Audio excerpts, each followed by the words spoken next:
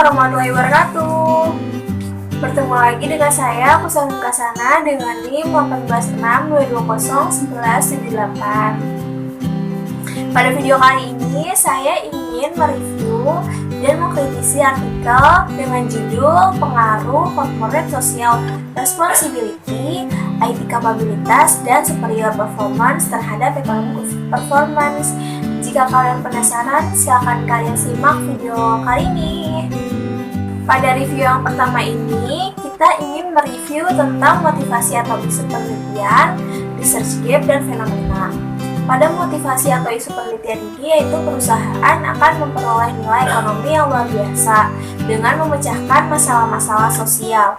Penggunaan teknologi yang strategis dapat meningkatkan kinerja ekonomi dan perkembangan program unggulan juga penting diperhatikan untuk meningkatkan kinerja perusahaan. Selain itu, perusahaan juga memerlukan tambahan dana untuk mengembangkan dan meningkatkan kinerja keuangan.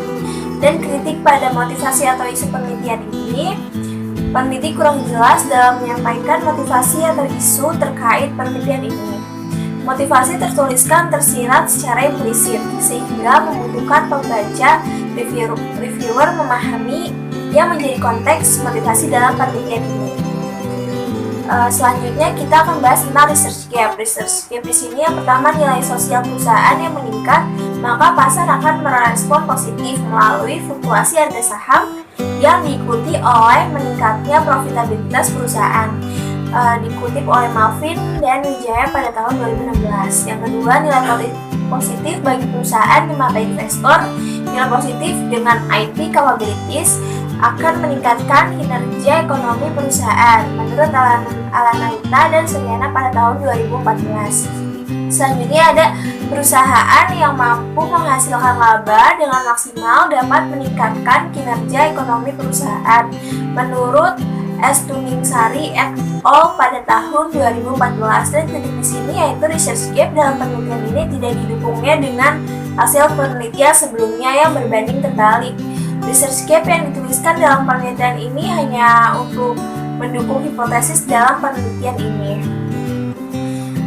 Selanjutnya untuk fenomena berdasarkan data indeks harga atau IHSG selama 29 April sampai 3 Mei pada 2019, PTSN masuk dalam kategori top losers karena harga saham perusahaan terkoreksi 32,14% menjadi 760 per saham. Setelah sebelumnya sepanjang saham gabungan tahun 2018, harga saham PTSN meroket hingga 954% dan menjadi emiten dengan kenaikan kedua tertinggi di BI.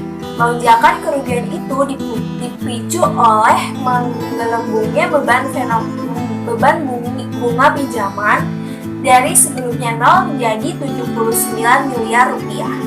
Kritik pada fenomena ini yaitu penulis sudah cukup menjelaskan fenomena dengan baik, hanya saja untuk lebih mendukung kesesuaian dengan variabel yang diteliti, sebaiknya peneliti menuliskan fenomena yang berkaitan dengan salah satu variabel independen yang ada di dalam penelitian ini. Selanjutnya kita membahas poin yang kedua, yaitu artikel-artikel utama dalam penelitian ini. Yaitu yang pertama, informasi dalam laporan keuangan digunakan oleh investor untuk memperoleh perkiraan tentang laba, dividen, dan resiko di masa mendatang menurut Kusuma, Mendra, dan Anggraini pada tahun 2014. Yang kedua, investasi dalam memecahkan masalah sosial menyumbang hampir 75% terhadap kesuksesan bisnis dan membantu perusahaan untuk mencapai daya saing mereka menurut Sunario, Nugroho, dan Ikram pada tahun 2015. Yang ketiga, informasi teknologi atau TT merupakan peran IT. Informasi teknologi atau IT merupakan peran penting dalam perubahan sosial dan ekonomi menurut Herwianti pada tahun 2015. Yang keempat yaitu suatu perusahaan yang telah mencapai kinerja superior sebagai keunggulan kompetitif yang berkelanjutan menurut Chandra pada tahun 2016. Yang kelima, informasi yang lengkap, relevan, akurat, dan tepat waktu sangat dibutuhkan investor untuk pengembalian keputusan menurut Hainun dan Nurdinsyah pada tahun 2014. Serta yang keenam, penggunaan sumber daya secara optimum dengan tata meminimumkan biaya produksi menurut Cistos pada tahun 2018. Dan kritik pada artikel utama dalam penelitian ini yaitu peneliti sudah cukup jelas dalam menjelaskan artikel-artikel yang menjadi referensi. Artikel tersebut sudah dapat menjelaskan keterkaitan variabel dalam penelitian. Selanjutnya kita beranjak pada poin yang ketiga, yaitu kebaruan atau novelty dari penelitian, yaitu adanya sebuah hubungan antara kesuksesan perusahaan, tambahan modal, dan kinerja ekonomi perusahaan, serta tingkat harga saham perusahaan, permasalahan sosial, kemajuan IT, dan keefektifan dalam mengelola sumber daya secara optimum dengan tujuan untuk meningkatkan kemampuan bersaingnya perusahaan yang unggul di kancah internasional. Dan kritik pada kebaruan atau novelty pada penelitian kali ini yaitu penelitian tidak menuliskan secara jelas novelty dalam penelitian ini di bagian abstrak mengenai kebaruan penemuan penelitian untuk memudahkan pembaca mengetahui apa saja temuan keterbaruan dan perbedaan penelitian lainnya dengan variabel penelitian yang sama. Selanjutnya kita beranjak pada perumusan masalah, yaitu yang pertama ada apakah corporate social responsibility berpengaruh terhadap economic performance. Yang kedua, apakah IT capabilities berpengaruh terhadap economic performance. Yang ketiga, apakah superior performance berpengaruh terhadap economic performance. Dan kritik di sini, peneliti telah menuliskan perumusan masalah secara implisit.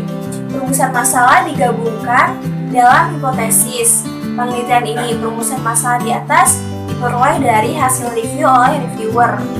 Dan selanjutnya kita ke tujuan penelitian, yaitu ada 3. Yang pertama, untuk mengetahui pengaruh corporate social responsibility terhadap economic performance.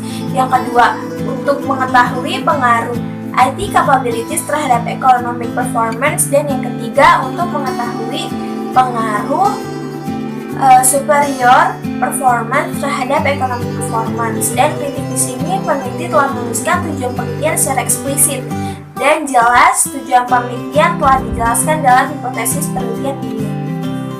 Selanjutnya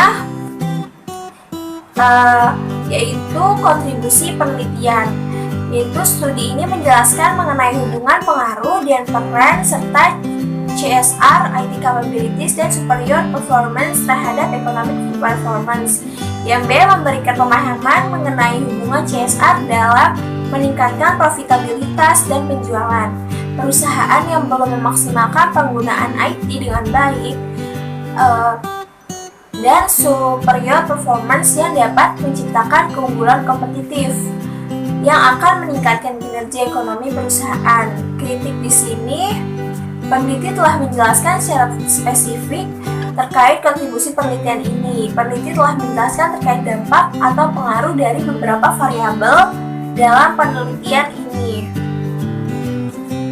Selanjutnya ada grand teori yang digunakan, yaitu ada 3. Yang pertama, teori sinyal atau signaling teori, yaitu teori ini dikembangkan oleh Ross pada tahun 1977 yang menyatakan bahwa pihak eksekutif perusahaan memiliki informasi lebih baik mengenai perusahaannya, akan terdorong untuk menyampaikan informasi tersebut kepada calon investor.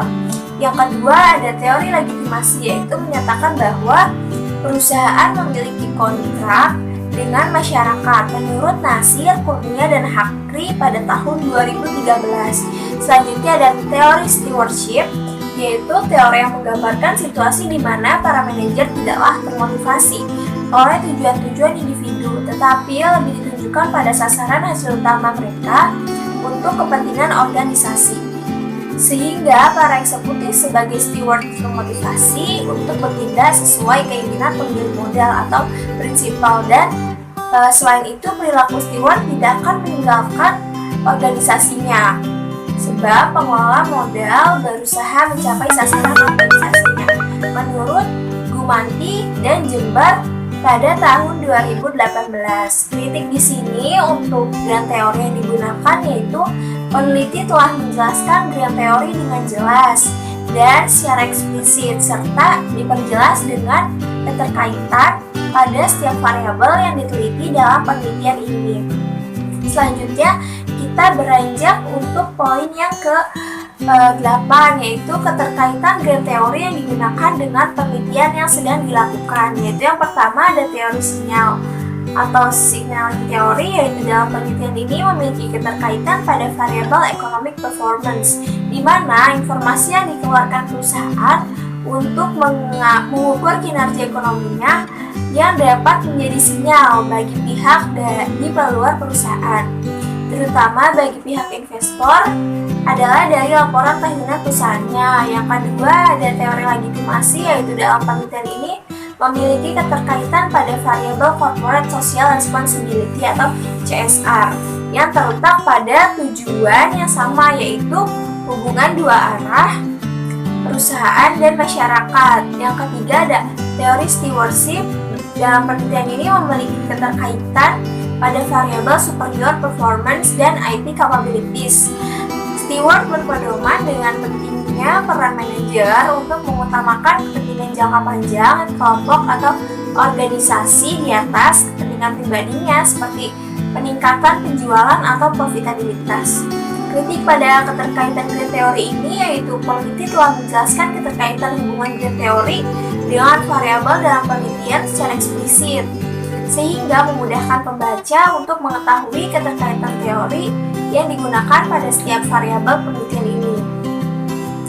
Selanjutnya ada kerangka konseptual, yaitu ada variabel yang pertama yaitu CSR, variabel yang kedua IT capabilities, variabel yang ketiga ada superior performance, dan untuk variabel Y-nya economic performance. Kritik di sini peneliti tidak memberikan penjelasan dan gambaran terkait kerangka konseptual pada penelitian ini. Seharusnya peneliti membuat kerangka konseptual untuk menggambarkan keterkaitan setiap variabel independen dan variabel dependennya, dan untuk memudahkan pembaca memahami setiap pengaruh variabel yang sedang diteliti.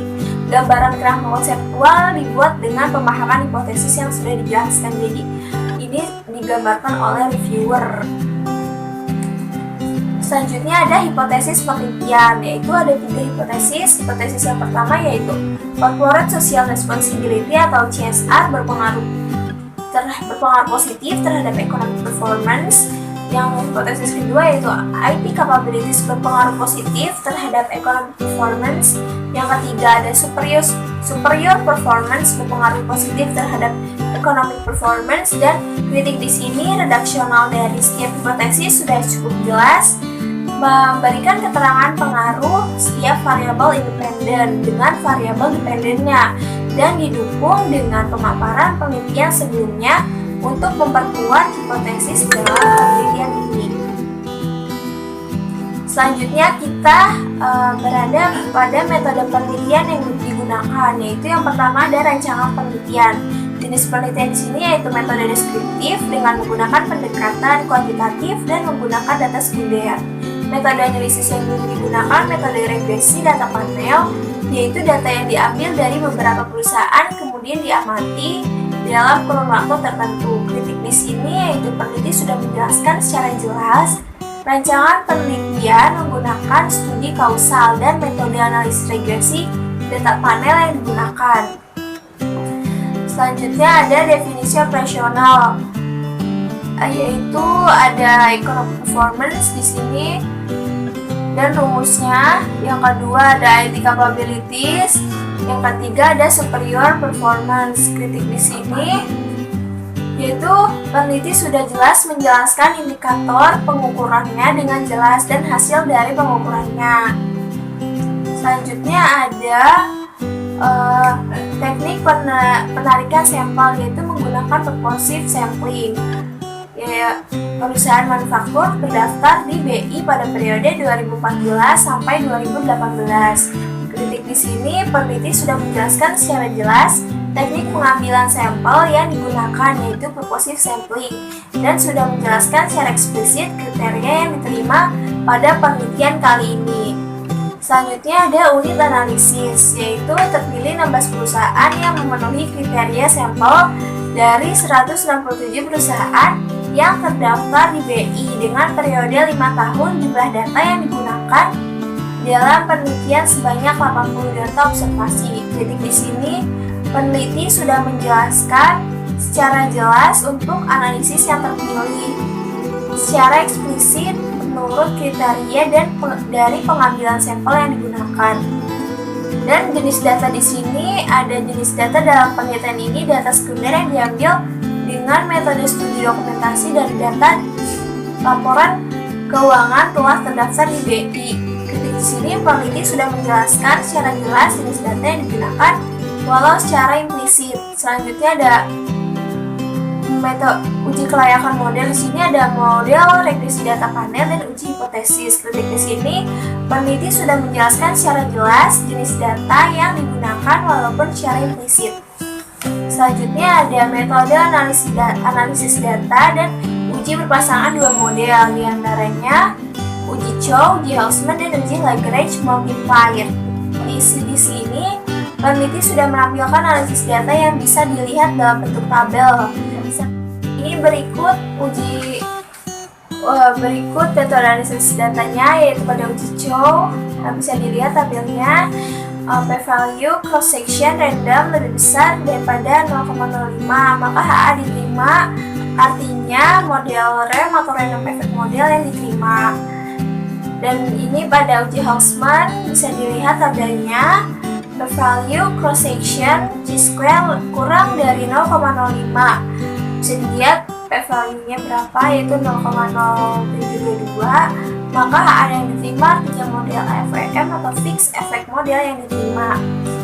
Selanjutnya ada uji Lagrange multiply, bisa kita lihat tabelnya, yaitu p-value cross section bersebagian kurang dari 0,05, maka HA yang diterima artinya model REM atau random effect model yang diterima. Maka kesimpulan dari ketiga uji ini yaitu REM lebih layak lanjut untuk mengestimasi perusahaan, corporate social responsibility, IT kapabilitas, dan performance pada perusahaan manufaktur di Bursa Efek Indonesia pada tahun 2014 sampai 2018 pada penelitian kali ini. Selanjutnya kita beranjak untuk persamaan regresi yang digunakan untuk pengujian hipotesis penelitian, yaitu di sini bisa dilihat rumusnya EP sama dengan 6,29594 tambah CSR 3,693216 dikurang ITC 0,987 4170 ditambah SP 0,405109 ditambah sigma NIT. Kritisi di sini peneliti sudah jelas dalam menampilkan persamaan regresi dalam penelitian. Teknik analisa yang digunakan adalah analisis regresi data panel dengan buatan software eViews. Selanjutnya yaitu pembahasan hasil dari penelitian. Yang pertama ada uji hipotesis. Di sini ada uji F.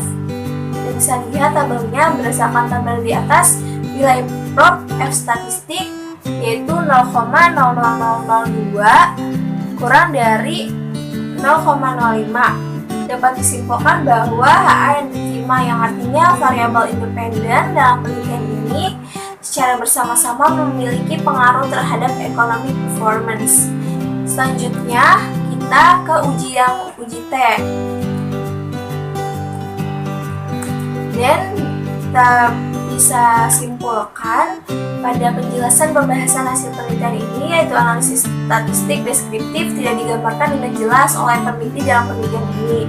Untuk uji hipotesis, setiap pengujian hipotesis telah dipaparkan dalam bentuk gambar hasil pengujian beserta